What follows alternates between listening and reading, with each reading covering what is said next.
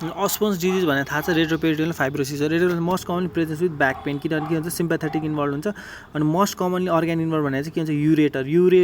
Rater भन्ने साथै के हुन्छ रेट्रोपेरिटोनियल फाइब्रोसिस है त localized idiopathic fibrosis seen of the all of the following except अब स्कारमा त कसरी भन्नु र यार स्कार भनेको त के हुन्छ त्यसमा फाइब्रोसिस होइन कि स्कारिङ मात्र स्कारिङ नै भइसकेपछि फाइब्रोसिस काम छैन false about the retroperitoneal fibrosis more common in the female किन भन्दाखेरि के हुन्छ सबैले के हुन्छ पछाडि जानु भने त मेल हेर्दाखेरि मात्र अगाडि बढ्छ कि त्यो रेट्रोपेरिटोनियल बुढीको अगाडि गएपछि के हुन्छ पछाडि नै हुन्छ त्यही भएर के हुन्छ मेलमा के हुन्छ मोर कमन इन मेल हुन्छ है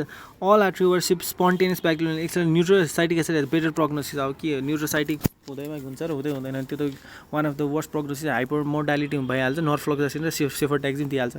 emergency operation done in case of obstructed हर्नियामा गर्छ पर्फोरेसन मेगाकोलन सबैमा गरिहाल्छ investigation of acute abdomen USG गर्छ सिटी गराउँछ मल्टी डिटेक्टर सिटी गर्दैन युजली सिटी किन मल्टी डिटेक्टर सिटी सोद्धाखेरि अनुसारले मलाई गाली गरेको पुरै याद छ है त त्यसपछि आयो a post of patient with peritonitis and massive contamination because of the duodenal leak छ भने के हुन्छ ड्युरेनल लिकमा चाहिँ युजली के गर्छ ड्युरेनल ब्लो आउटको केसमा चाहिँ के हुन्छ क्याथेटर ड्रेनेज गर्छ कि खोलेर ड्युरेनल स्टिम गरेर तर यसमा छैनन् क्याथेटर ड्रेनेजहरू त्यही भएर के हुन्छ लिकमा के हुन्छ टिपिएन सुरु गर्छ नि त्यही भएर टिपिएन है त्यस क्यान्सर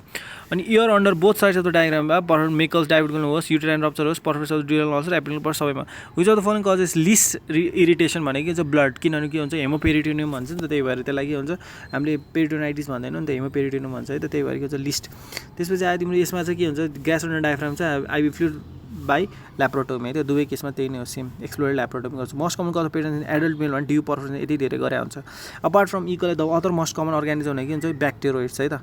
त्यसपछि आयो नेक्स्टमा चाहिँ के हुन्छ भन्दा तिम्रो प्राइमेरी पेरिटोनाइटिस न्युमोकोकस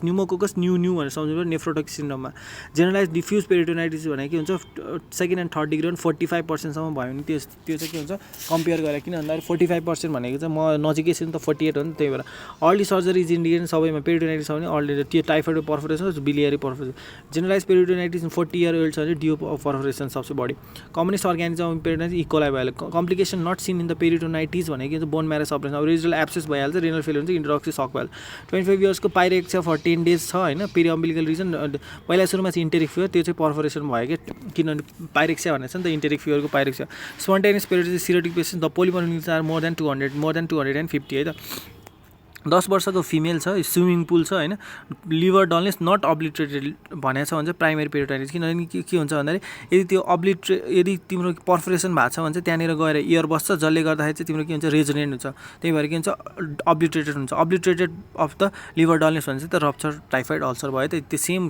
सेम भयो होइन त्यही भएर नट अब्लिट्रेटेड भनेर दिस इज प्राइमेरी है त अब आयो नेक्स्ट भने all of the following regarding the diagnosis of acute peritonitis भने अमाइलेज लेभल हाई हुँदैन के हुन्छ हामीले सस्पेक्टेड प्यान्क्रियाटाइटिसहरू गर्छौँ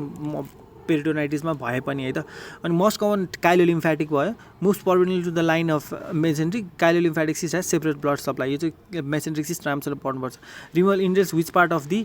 इन्टेस्टाइन भन्ने साथै के हुन्छ removal entails part of the enterogenous सिस्टमा है त गट त्यही हो नि all are major disease except Gartner cyst भने त कहाँको हो कहाँ फिमेलतिर आउँछ नि त होइन इन्टेरोजिनस सिस्टमा चाहिँ के हुन्छ इन्टेरोजिनसमा चाहिँ part of intestine will be remove अब ट्रान्जिटेटिभ एसाइटिस एसोसिएटेड विथ अब सब एक्युट प्यान्क्रियाटाइटिसमा चाहिँ एक्जिटेटिभ हुन्छ होइन किन भन्दा प्यान्क्रियाटाइटिस अब नेक्रोटाइजिङ इन्फेक्सनहरू हुने कन्स्टिट्युट हार्ट फेलियर होइन बुटचियारी इडीमा भने सबै के हुन्छ ट्रान्जिटेटिभ भयो सेमिरम एसाइटिस ग्रेटर देन 1.1 भने चाहिँ के हुन्छ ट्रान्जिटेटिभ भने चाहिँ के हुन्छ सिरोसिसमा है त म्युसिनस एसाइटिस स्टोमक कार्सिनोमामा किनभने म्युसिनस सिस्ट एडिनोमा अथवा म्युसिनस सिस्ट भनेर याद गराउनु पऱ्यो त यो घोक्ने कुराहरू अन्ली भन्ने चाहिँ बिग्रिहाल्यो 1500 ml भन्दा कम भयो भने देखिन्छ transudated as a protein of greater than 30 भन्ने हुँदैन स्युडो काइलस के हुन्छ म्यालिग्नेन्सीमा है त स्युडो भने चाहिँ काइलस भयो फिलारियासिस हुन्छ स्युडो भने म्यालिग्नेन्सी है त malignancy ascites was done serum greater than 1.1 छ भने के हुन्छ तिम्रो एक्जुडेटिभ भयो नि त होइन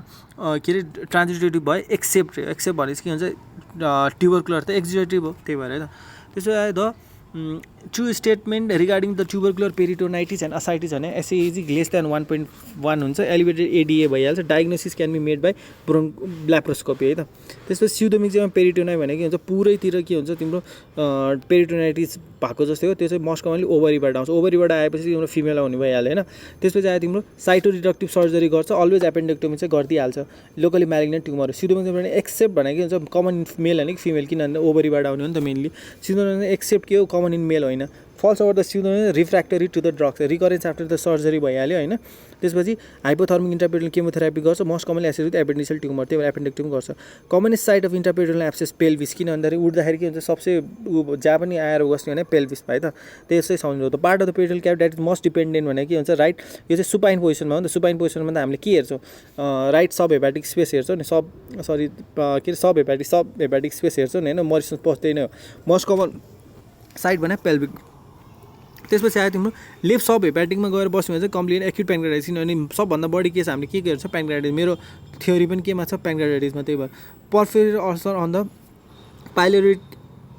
यदि पाइलोरिक एन्ट्रममा के हुन्छ एब्सेस भयो भने चाहिँ के हुन्छ लेसर स्याकमा गएर बस्छन् होइन त्यसलाई नै के भन्छ ओमेन्टल वर्साको अर्को नाम भने के हो लेसर स्याक हो in a patient recovering from peritonitis which of the following would be the most character sign of the pelvic abscess रे अब के हुन्छ अल अफ द फिभर भइहाल्छ टाइकार्डिया भइहाल्छ mucus in the stool treatment of pouch of Douglas abscess के गर्नु पर्दैन just posterior colpotomy ठ्याक्क लगाएर पच अफ डगलस देखिहाल्छ इन्टरभेन्सन फलोइङ ल्याप्रोटोमी भने पेल्भिक नै भयो most common site correct about the subphrenic abscess भने के टक्सेमिया भनेर आउँछ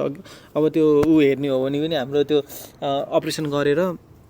अब प्यान्क्रियाटिक नेटको लागि अपरेसन गरेको सफ्रेनिक एब्सेस लिएर आएको त्यो पुरै सधैँ के हुन्छ टाइकार्डिया भएर आउँछ टाइकिप्निया भएर आउँछ टक्सिमिया नै हो abscess in the cul-de-sac छ भने कल्पोटोमी गर्नु पर्यो colpotomy is done to treat pelvic abscess है त most pathognomonic in the pelvic abscess भने डिस्चार्जै हुन्छ नि त होइन एब्सेस भनेपछि म्युकोप्युरुलेन्ट भइहाल्यो मोस्ट कमन साइड भने त्यही पेल्भिक हो पेल्भिक छैन भने राइट इन्फेरियर इन्ट्रापेरिटोनियल भयो अनि most common site of intraperitoneal abscess भने पेल्भिक भयो पाइलोरिक एन्ट्रममा भएको के हुन्छ लेसर स्याकमा गएर बस्छ patient develop infection post laparotomy for पाइपेरिटोनियमको लागि गऱ्यो होइन त्यसपछि नाउ ग्रानुलेसन टिस्यू आएको छ भने चाहिँ तिमीलाई रिसुचरिङ विथ इन्टरप्टिस अलिकति स्ट्रङ बनाउनु पऱ्यो treatment of the pneumonia as a result of colonoscope perforation भयो भने चाहिँ तिमीले के भन्छ क्लोजर प्लस लवाज गर्नु पऱ्यो है त त्यसमा best investigation for air in the pleural cavities extra abdomen supine र इरेक्ट गर्नु पऱ्यो त्यसपछि नेक्स्ट भने in pneumoperitoneal following are seen except tachycardia हुन्छ ब्राडिकार्डिया हुँदैन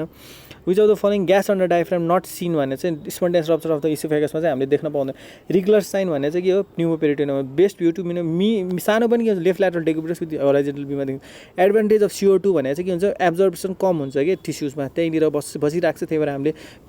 त्यहाँबाट के हुन्छ निकाल्न सजिलै हुन्छ न्युमोपेरिटोनियल पनि क्रिएट गर्न सजिलो हुन्छ एक्सरे रियरली सिन भने चाहिँ के हुन्छ एपेन्डिकुलर पर्फोरेसनमा जम्मा 10% मात्र देखिन्छ पेरिटोनियमको एनाटोमी हेर्ने भने true about the boundaries of the lesser sac भन्दा चाहिँ के हुन्छ ग्रेटर ओमेन्टम भन्दा पछाडि गएर बसेको हुन्छ त ठ्याक्कै लेसर स्याक है त्यही भएर के हुन्छ ग्रेटर ओमेन्टम काट्ने हामीले lesser omentum has the lesser sac is bounded by posterior wall of the stomach र के हुन्छ ग्रेटर ओमेन्टमको ठ्याक्कै पछाडि गएर बसेको हुन्छ अनि lesser omentum has the following contents except hepatic यो त के हुन्छ पोर्टल ट्रायड छ हेपाटिक आर्टरी पोर्टल पनि बाइल डक सँगै हुनु परिहाल्यो true about the relation of the epiploic foramen भने के हुन्छ बाइल डक चाहिँ के हुन्छ एन्टेरियरली बसेको हुन्छ त्यही भएर के हुन्छ फोरामेन अफ विजलो त्यहाँनिर च्याप्प लगाएर समात्यो भने तिमीले सबै कुराहरू के हुन्छ पेरिस्टाल्सिसहरू सबैदेखि लिएर तिम्रो ब्लिडिङहरू पनि स्टप हुन्छ root of the mesentery is cause by the horizontal part of the diaphragm त्यही नै हो मेसेन्ट्री त्यही भएर एसएमएको के हुन्छ सुपेरियर मेसेन्ट्रिक आर्टरी मेसेन्ट्री हेर्ने हो नि त्यही नै हो वुन डेज बर्स एब्डोमेन भने के हुन्छ 7 डेज एक हप्ता 5 देखि 7 दिन यसमा के हुन्छ एक हप्ता लेखेको छ त्यही भएर गो फर 1 विक है त त्यसपछि on 7th post operative serosanguineous discharge अनि इम्पेन्डिङ वुन्ड डिएसएस भयो अनि एक्युट मेजेन्ट्रिक लिम्फेडाइटिस भन्ने साथै के हुन्छ यर्सिनिया कोलाइटिस यो चाहिँ के हुन्छ याद गर्नु पऱ्यो यही एउटा मात्रै हो मैले मिस्टेक गर्न सक्ने भने किनभने हरेकमा इकोलाई भनेर हानिदिन्थ्यो होइन एक्युट मेसेन्ट्रिक लिम्फेडाइटिसमा चाहिँ यर्सिनिया है त अनि मेसेन्ट्रिक एडिनाइटिस छ भने इडियोप्याथिक कजले गर्दाखेरि हुन्छ which of the following is not characters of visceral pain भनेको भेरी ऱ्यापिड एडाप्टेसन हुँदैन स्वाट आउँछ स्वाट जान्छ होइन हामीलाई एडाप्टेसन हुनै नै दिँदैन कि कोलिकी पेन जस्तो एकदमै सिभियर हुन्छ जतिचोटि आउँछ त्यतिचोटि नै दुख्छ हामीलाई ऱ्यापिड एडाप्टेसन हुँदैन अर्डरलेस भने पर्फेक्ट पेप्टिक अल्सर तलसम्म पुगेको हुँदैन गनाउँदै पेरिटोनियल माइस भने एपेन्डिसाइटिस भन्छ अनि malignant change in the lipoma is most common in the retroperitoneum retractile भनेको हुन्छ अलमोस्ट फाइब्रोसिसले गर्दाखेरि तिम्रो के हुन्छ रिट्र्याक्ट गरेर बस्दिन्छ कि त्यसलाई होइन रिट्र्याक्टाइल भन्छ gas in the tissue should be differentiate with clostridium न्युआई इन्फेक्सन है त न्यू है त ग्यास भनेको के हुन्छ न्यू ग्यास नफाल न्युआई क्लस्ट्रिडियम न्युआई इन्फेक्सन है त the mesentery of the small intestine along with this advantage to the posterior abdominal crosses all of the following structure except left gonadal चाहिँ के हुन्छ अलिक तलै हुन्छ है त third part of the duodenum भयो राइट युरेटर भयो अनि त्यसपछि के हुन्छ एवोर्टा हुन्छ है त यो याद गर्नुपर्ने घोक्नु पऱ्यो क्वेसन 85 नम्बर क्वेसन 86 मा baseline investigation case of the acute abdomen high tech एरामा के हुन्छ अब तिमीले के हुन्छ एक्स्ट्रा एब्डोमिन नै हो बेसलाइन इन्भेस्टिगेसन पठाउनु भनेको which of the following abdominal structure will be responsible for the sharp pain while doing the abdominal surgery के हो भन्दाखेरि प्याराटाइममा चाहिँ के हुन्छ डर्माटोमले गर्दाखेरि के हुन्छ च्वासो गर्छ। पेरिटोनल माइस भने एपेन्डिसिप्लोकी भइहाल्यो। Median survival time for malignant potential 1 वर्षसम्म बाँच्न सक्छ, 4 देखि 12 वर्ष। अघि नै हामीले पोस्टिङ गरे जस्तै भयो। Most common primary malignant peritoneal tumour भनेको चाहिँ के हुन्छ मेजोथेलियोमा, यो चाहिँ कन्ठ पार्नु पऱ्यो। मेजोथेलियोमा चाहिँ के हुन्छ most common primary malignant peritoneal tumour हो। So with this thank you so much, I will be hearing more from in the